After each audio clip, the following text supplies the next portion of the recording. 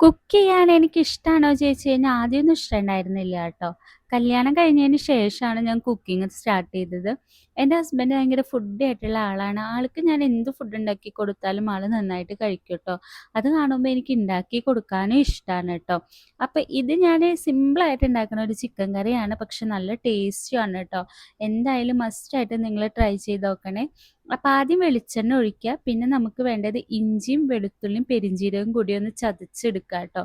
എന്നിട്ട് ഈ വെളിച്ചെണ്ണയിൽ ഇതൊന്ന് മൂപ്പിച്ചിട്ട് അതിലോട്ട് നമ്മൾ സവോള അരിഞ്ഞിട്ട് വഴറ്റിയെടുക്കുക. നന്നായി വഴന്നതിന് ശേഷം ഇത് നമ്മുടെ മല്ലിയും മുളകും കൂടിയിട്ട് വറുത്തതാണ് കേട്ടോ.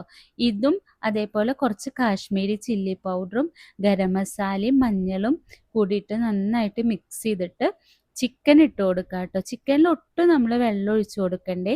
അത് എന്നിട്ട് നന്നായിട്ട് മൂടി വെച്ചിട്ട് വേവിക്കുക. വെന്ത് വരുമ്പോൾ അതിൽ നിന്ന് തന്നെ നമുക്ക് വെള്ളം വരും കേട്ടോ. അപ്പം നല്ല ടേസ്റ്റാണ് കേട്ടോ ആ ഒരു ഗ്രേവി നമുക്ക് കഴിക്കാൻ. അതിനുശേഷം ഞാൻ ചോറിന് കുറച്ച് പപ്പടം കൂടിയും കാച്ചിട്ടുണ്ടായിരുന്നു കേട്ടോ.